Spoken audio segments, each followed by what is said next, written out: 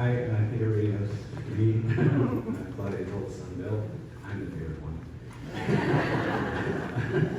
I'm going to try to read this rather quickly because it's hot and we want to get downstairs where it's cool and we can eat. So, my mother was born November 15, 1942, in Waukegan to Ruth Wilhelmina Jensen Haynes and Glenn Samuel Haynes Jr. And her name is Claudia Louise. She graduated from Waukegan High School and attended Northern Illinois University. She married William H. Kirchmeyer Sr., my and Joe's father, on August 27, 1961 at their family church, Trinity Lutheran, just down the street here in Waukegan. And I was born in 1962, and Joe was born in 1966. They divorced on January 30, 1905. I'm sorry, Joe was born in 65. I can't read because it's my eyes. They divorced on January 30, 1968, but became friends again later due in no small part to my stepmother, Barbara Kirchmeyer, who also passed away last year in late September. Mother's affable nature and Barb's generous spirit contributed greatly to keeping the families together. More on that in a second. Claudia was a lifelong lifelong resident of Lake County, having lived in Waukegan until marriage to my dad, and then after a short time in Davenport, Iowa, where my dad was stationed in the U.S. Army, they eventually moved to Beach Park, first as newlyweds, and then mom as a single mother of 2 young boys, and ultimately into her second marriage to Kenneth Wayne Hillyer, 4 years her junior, by the way, here at First Congregational on July 6, 1974, and then her third son, Matthew, who was born in 1976. She was a beloved sister-in-law of Ken's 10 siblings and their spouses, and a caring, thoughtful aunt to the many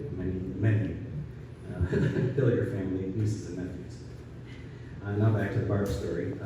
Half-brother Alan Kirchmeyer, who's here from Florida, and half-brother Matthew, who are not related to each other, by the way, but being very close in age and by virtue of being thrown together at mutual family events, became childhood friends and playmates. So Barb once had to pick up my mother, so her husband's ex-wife, so they could ride together to my Aunt Ann's wedding shower. Mom was even a bridesmaid to Aunt Ann, who was by that time my mom's ex-sister-in-law and Barb's sister-in-law. And at the same time, Barb dropped off her son, my brother Alan, to play with my other brother Matthew, which is mother and Ken's son. And Ken was the babysitter, so everyone got along in the end. Mother and Rich went to Kirchmeyer family Christmas parties at Aunt Ann and Uncle Cal Langford's in Park Ridge, and eventually Dad and Barb's in Rockford every year for many years. She was a devoted sister to her only sibling, younger brother Glenn, and a loving, caring aunt to Glenn's children, Glenn IV and Hugh, and remained good friends with his wife, my wonderful Aunt Frankie, even after they separated. After having married my dad, she fell in love with his family's church, this church, the First Congregational of Waukegan, where she was an active member for the rest of her life, having served as a secretary, board member, occasional lector, choral member throughout the past 59 years. In her last 13 years, she was with the Village of Beach Park as an administrative assistant to the mayor. And just prior to Village of Beach Park, she worked at Fansfield Corporation Waukegan and kept cherished friendships with several coworkers for the rest of her life, Beth being one of them. Before that, she worked at the Waukegan News Sun as executive secretary for Vice President Harry Spears. Quick little story: when Joe and I were little kids, we went to visit her at the old News Sun building, which is torn down now. And we wanted to see the fancy office of the boss that Joe over at Lake Michigan, and it was the 70s, so the shag carpeting was very lush. And so we walked in and looked over at the lake and looked at his desk, and I sat in his chair and spun around like kids do. And then when we were going to leave, we realized that all of our footprints were all over the carpet everywhere. So we had to, all three of us got our hands and knees and wipe the carpet so we could get back our way out of the office, and somebody would know we were over there. My spot again here. Sorry, okay. Earlier jobs included Sorensen Chevrolet, where she met her lifelong friend Sue Velez, Sue's here, and she was also an employee at DBA Products and Triple X Chemicals before that. So Mom was a generous philanthropist of organizations such as St. Jude's Children's Hospital, Smile Train, the American Cancer Society, the SPCA, and literally dozens of others. I know because I still get all the mail. She was a lover of animals, having fed countless birds, squirrels, chipmunks, deer, even foxes in her backyard in the park, where they had moved husband Ken and sons Joseph and Joe and Matthew in 1978. I never got to live there. I guess I should say I never had to live there. She was a loving, caring mother to my two brothers and me, and a loving, beloved mother-in-law to Joe's wife Karen, and a doting grandmother of all three of Joe and Karen's kids, Ashley, Ryan, and Melissa. She was a devoted wife to my dad, Bill Kirchmeyer Sr., and subsequently her second husband, Ken Hillyer, and finally a faithful companion to Rich Sapansky for 14 years until his passing in February of last year.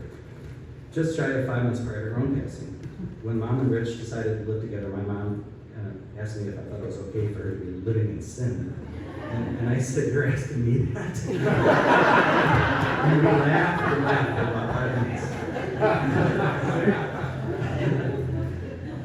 Mom had a great sense of humor and loved puns. Her laughter was infectious, and she loved all the holidays, especially Christmas. And her Christmas cookies were the stuff of legend and a favorite of all the family every holiday season. She had an enormous collection of ornaments that used to adorn the tree, and in later years adorned the walls of the entire house, as many of you know, and year-round. And she collected hippos, that's why that's there, of every kind, and she had hundreds of them, stuffed, glass, figurines, pictures, pillows, and eventually she switched her affections to Noah's Ark, and that's why that's there, and had untold numbers of stuffed or figuring animals and pictures of animals all over the house. There was one room that was even called the zoo room because there were so many animals in it.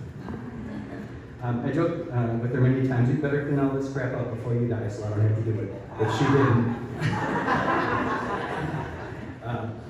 A little more than a week before she died, we had a living wake where dozens of friends and family members came to share a last visit with Mom, and she asked everyone to take a remembrance in the form of an ornament or a knickknack from the house to remember her by.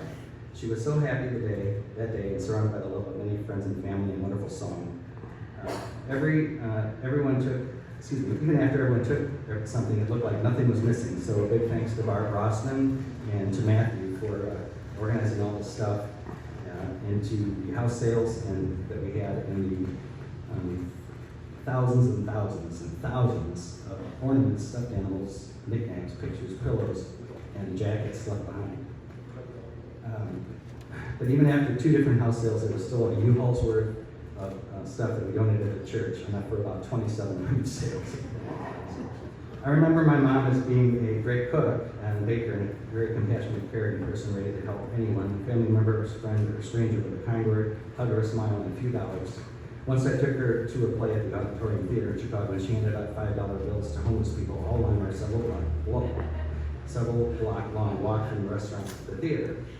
And I said, "Mother, what are you doing that for?" I said, "You don't know what they're going to use it for." And she said, "If it makes them happy or I can help them out, they probably need more than I do anyway."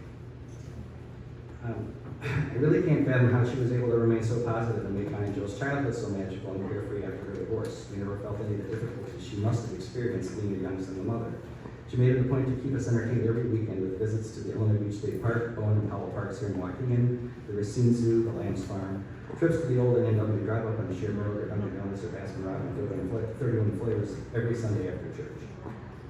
Or trips to visit the grandparents. When Joe and I were little boys, Mom made sure both sets of grandparents, her ex-in-laws, the Kirchmeyers, and her parents, the Haynes, both had plenty of time with us. And because Mother, we developed strong, close, loving relationships with all 4 of our grandparents and with their great-grandmother, Esther, who we called Nana, who lived with her parents. And because of that, we never felt like we came from a broken home.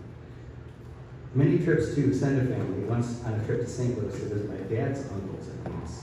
She drove us back in her 1970 Plymouth Barracuda at 95 miles an hour all the way home, and we got back in less than 4.5 hours, nearly giving my Grandpa Fred Kirchmeyer a heart attack. She drove me and Joe and Matthew all the way to Florida so we could see her grandfather, Clarence Jensen, and his second wife, Ann Burt, for a visit before he died. And she took us on many trips to Iowa to see my dad's side of the family, which included great-grandfather Harry Herrick and her great-great-grandmother, Susie Carney.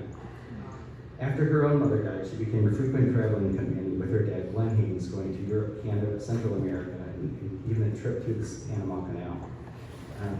Among several places throughout the U.S. They even had a trip planned to go to the Great Wall of China, which unfortunately never materialized because Papa passed away before they could go.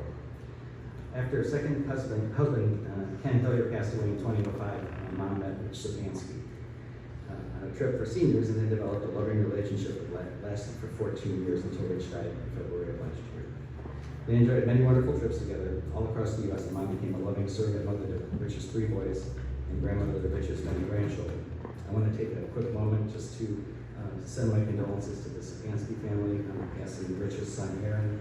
He died at only 46 years old from his second bout of COVID-19 just 9 days ago, leaving behind a grieving widow and 5 young boys. So my condolences to the Stefanskis. Rich took care of Mom during her bouts with first ovarian cancer and then breast cancer, and she in turn took care of him in the last years through several very difficult illnesses and injuries. Their later years were difficult, but you would never have guessed it to talk to Mom, who was always there to put on a genuine smile and a kind word for everyone, usually accompanied by a terrible pun. I want to thank Pastor Dart and our readers, and I want to thank our wonderful singer, Johanna Moffett. I want to our wonderful organist, pianist, Deborah Black, and my very, very good friend of more than 20 years, Bill Bookman, from the CSO for organizing this marvelous musicians at the CSO and the Civic Orchestra and the Symphony. Thank you so much for the wonderful music.